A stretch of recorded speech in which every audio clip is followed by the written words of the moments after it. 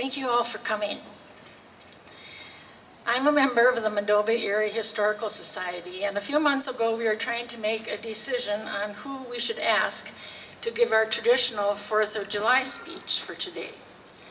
On a whim, Steve Michelson asked if I would be willing to do it. I answered, no, I don't think so. I think you can find someone else. I thought to myself, I'm not that important. I'm not like the mayor of Mondovi, or an elementary principal, or a teacher. But then the more I thought about it, I came to a decision and said, well, why not? I am a proud American, and I'm proud of our country.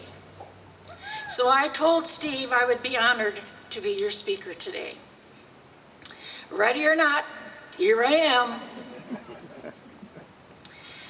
I'll give you a little background on myself. I was born in Eau Claire at Sacred Heart Hospital with Dr. Sharp as a physician. My parents were Harlan and Lorraine Platt. We live 4 miles south of Gelmonton on Highway 88. As far back as I can remember, Dad and Mom instilled in us 4 kids the meaning and value of celebrating Memorial Day and the 4th of July. I had 3 uncles who were in the service, as well as several cousins. Like Steve said, I attended Oak Grove Grade School for grades 1 through 8, graduated from Gelmonton High School, and was a student at Stout State University in Menominee for 2 years. To shorten this program, I will skip my working years, but I better mention that I married Neil Segerstrom July 6, 1974. Okay, Neil? I am an inspirational speaker with a sense of humor. I play the ukulele and sing at nursing homes and churches in the area and out. I believe in God and in our country. I am a proud American. There, that's all you need to know about me. Now, what about you all? Who are you anyway? When I sing at nursing homes, I expect to see residents who are somewhat elderly. When I sing at churches, I expect to see Lutheran women. I'm not so sure about you. I was undecided if I should prepare an in-depth type of speech or one that would be simpler to understand. I'm sure there are a few Norwegians among us. I decided I would give you a test to kind of help me guess your IQs. I am going to ask you questions. Whoops. I am going to ask you questions about the currency, that's money, we use every day. When I ask a question, I would like you to raise your hand if you know the answer. Please don't just shout it out. If you are right, my great nephew, Riley Pratt, will give you an American flag. So come on, Riley. We're going to practice first. Raise your hand if you know the answer. What color is the sky? Well,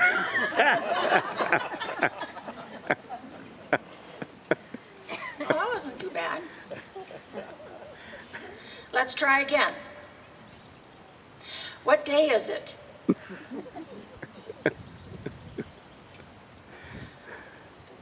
Yeah, you're right, but they're whispering back here. They don't think anybody knows.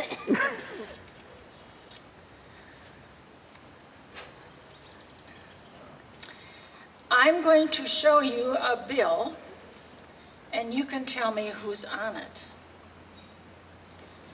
This is a $10 bill. Who is pictured on the front side? Raise your hand if you know. Who's pictured on the front side of the $10 bill? Yes. Alexander Hamilton. Yes. On the back side of the $10 bill, it states, "The United States of America, in God we trust." Does anyone know what famous person is on the $20 bill? Okay, Jefferson. No? sorry. Now, you keep your hands out of your pocket. I see you moving over there. No cheating.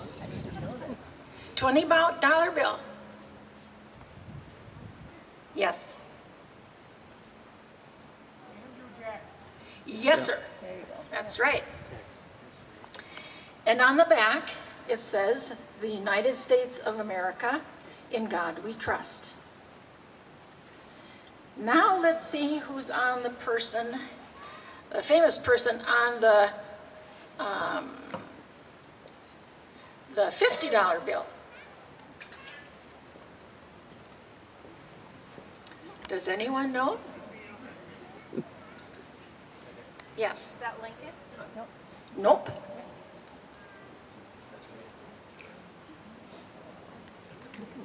Yes. Ulysses Grant. Yes. I'm surprised you knew that. You're smarter than you look. I went to the same school you did. Don't have to say anymore.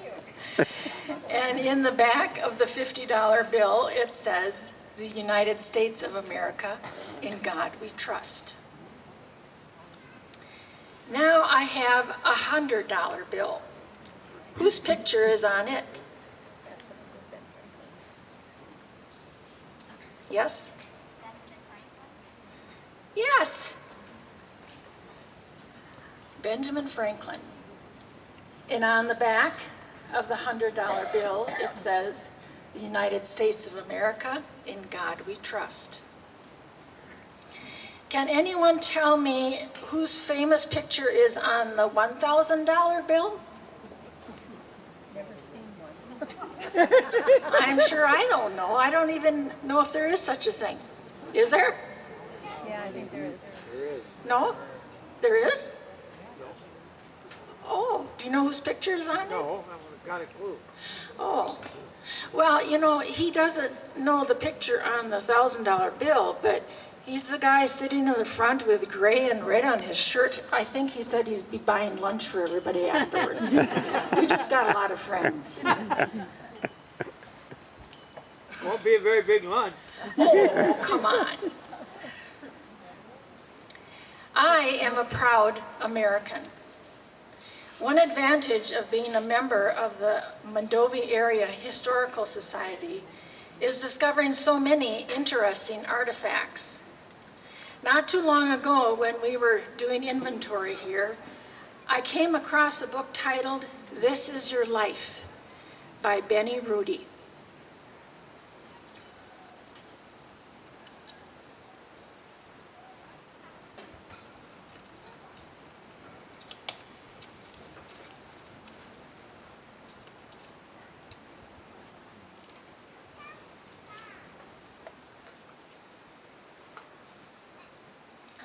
This is it.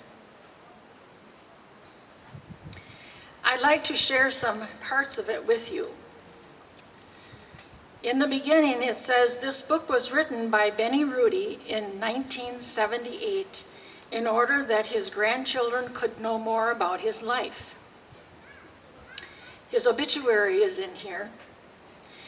Benny Rudy, 92, died Saturday, January 10th, 1987, at Buffalo Medical Center in Mondovi. He was born in Galmaton and married on December 11th, 1923, in Winona, Minnesota. They farmed in rural Eliva. He was a World War I veteran. And then it lists his survivors. Now, Benny's son, Bob Rudy, is here someplace. Where are you, Bob? He's back there in the car. And several of his great-grandchildren and great-great-grandchildren are here as well.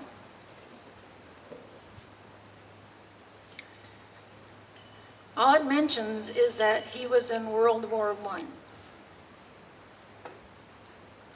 On August 17th, 1894, I was born in Buffalo County, township of Gilmanton in Gilman Valley. We lived on a farm known as the Cycler Gilman Farm. I was the youngest of 9 children. My father's name was John A. Rudy, and my mother's name was Anna Hermanson.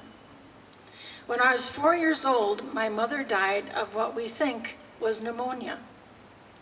We buried her in the Lookout Cemetery. In about a year, our father remarried. His new wife was Ellen Epseth.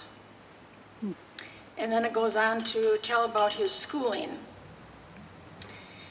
How rapidly time went by. It was now 1918, and I was 23 years old, and Uncle Sam called me for the Army. I went to Elma, Wisconsin, where all the boys leaving from there stayed overnight in a hotel.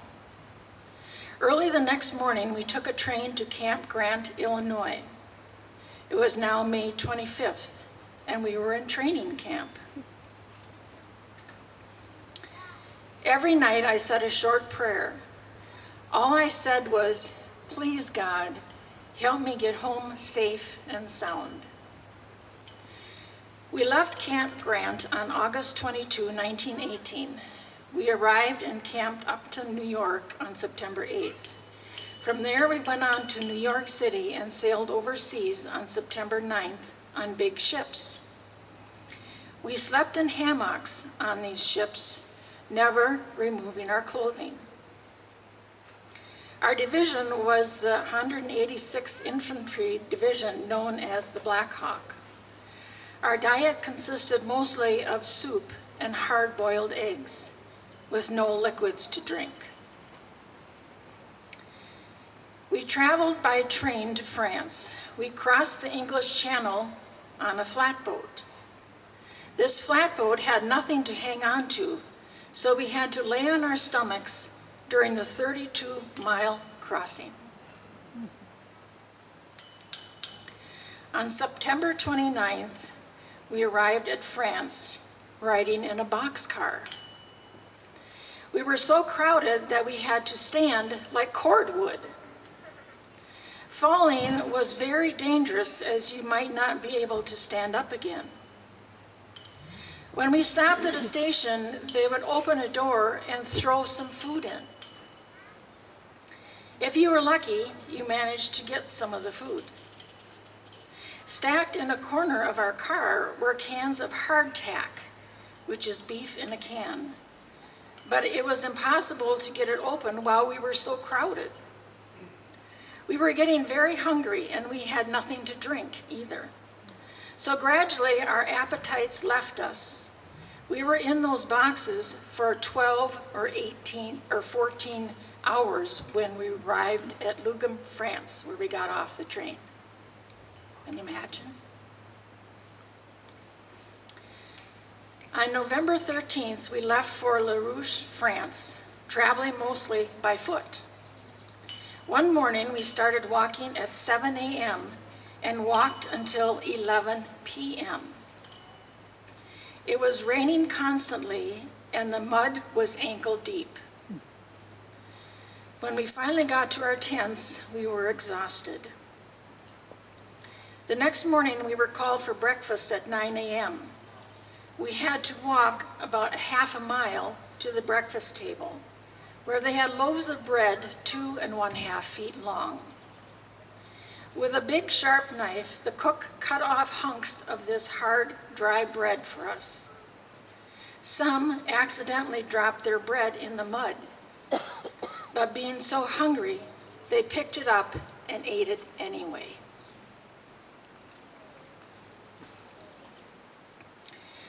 Well, in Le Mans, France, the flu epidemic hit, and our men died by the thousands. There were no hospitals, just old stone buildings, so they used one of these, and 2 doctors tried to treat all of us. When I got the flu, I was sent to this building and was examined by a doctor. After one day there, another soldier and myself were getting very ill. We overheard the doctor say, "Here are two men we can't do anything for." They took us to another stone building with no lights or heat. It had two small windows up near the ceiling and a cement floor.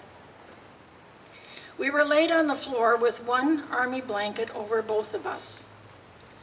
We were so weak we could not speak and do not know how long we were there, when an old lady came in one morning. We had no food or water, and she gave us something to drink which tasted sweet, like goat milk. We never saw her face, as she wore a big shawl over her head and walked stooped over. We began to improve rapidly under her care and were soon able to get up by ourselves. We had seen no one from our division during this time. The other man and I then walked back to camp and found our companies, still wondering who this kind person was, but never learning. In 1977, I was telling Pastor Peterson about it, and he said, "It must have been an angel." On July 21st, we sailed for home, being on a ship for 12 days. I arrived home at Gelmanton, Wisconsin on August 12th, 1919.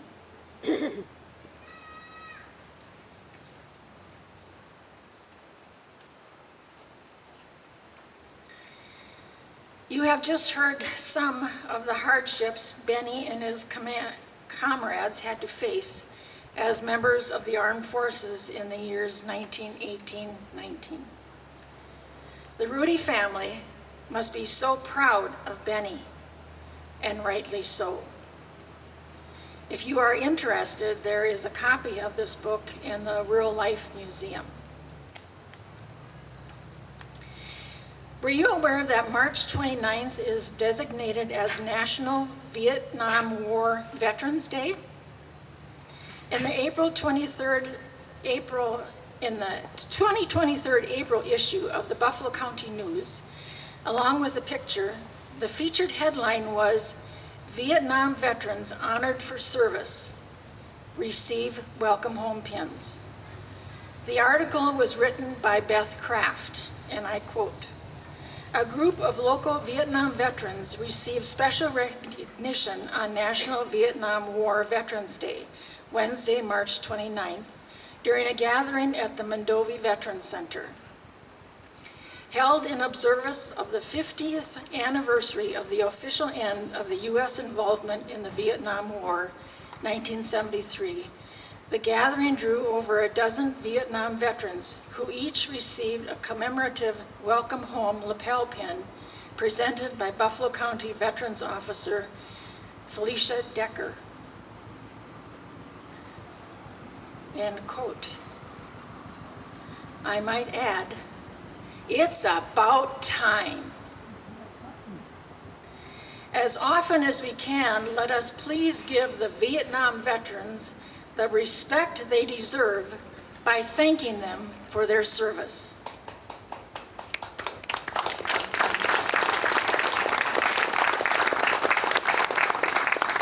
That also includes all the red, white, Black, and Asian men and women who have served and are serving in our armed forces today. Although we are suffocated by all the bad news that we keep hearing about, I'm here to remind you that on July 4th, 1776, the Declaration of Independence was signed by God-fearing men. It stated, and I quote, "We hold these truths to be self-evident, that all men are created equal, that they are endowed by their Creator with certain unalienable rights, that among these are life, liberty, and the pursuit of happiness," end quote. We as Americans, including myself, need to make an effort to show more kindness to our family, friends, and neighbors. Accept and respect others' opinions. Show compassion to everyone. And we definitely need to pray for our country and all its citizens. I would like to share a poem with you which was made famous by Johnny Cash. The flag that I will be using has flown outside the home of Dennis Brian, a Vietnam veteran. The poem is called That Ragged Old Flag.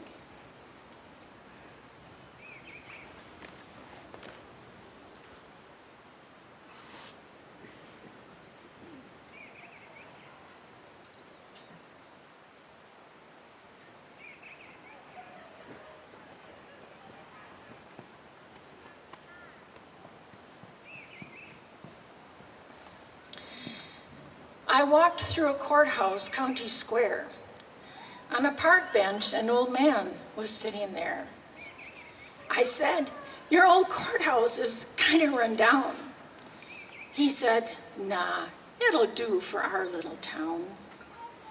I said, "Your old flagpole is leaned a little bit, and that's a ragged old flag you've got hanging on it." He said, "Have a seat." And I sat down. "Is this the first time you've been to our little town?" I said, "I think it is." He said, "I don't like to brag, but we're kind of proud of that ragged old flag." You see, we got a little hole in that old flag there when Washington took it across the Delaware. And it got powder burns the night that Francis Scott Key sat watching it writing, "Oh, say, can you see?" And it got a bad rip in New Orleans with Packenham and Jackson tugging at its seams. And it almost fell at the Alamo beside the Texas flag, but she waved on though. She got cut with a sword at Chancellorsville, and she got cut again at Shiloh's Hill. There was Robert E. Lee, Bogart, and Bragg, and the south wind blew hard on that ragged old flag. On Flanders Field in World War I, she got a big hole from a Bertha gun. She turned blood red in World War II. She hung limp and low a time or two. She was in Korea, Vietnam. She went where she was sent by her Uncle Sam. She waved from our ships upon the briny foam, and now they've about quit waving back here at home. In her own good land here, she's been abused. She's been burned, dishonored, denied, refused. And the government for which she stands is scandalized throughout the land. And she's getting threadbare, and she's wearing thin. But she's in good shape for the shape she's in, because she's been through the fire before, and I believe she can take a whole lot more. So we raise her up every morning. We take her down every night. We don't let her touch the ground, and we fold her upright. On second thought, I do like to brag, 'cause I'm mighty proud of that ragged old flag.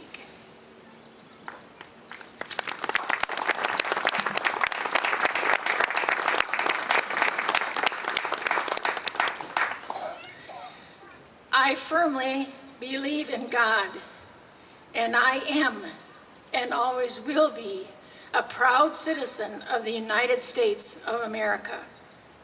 God bless America. Thank you for listening.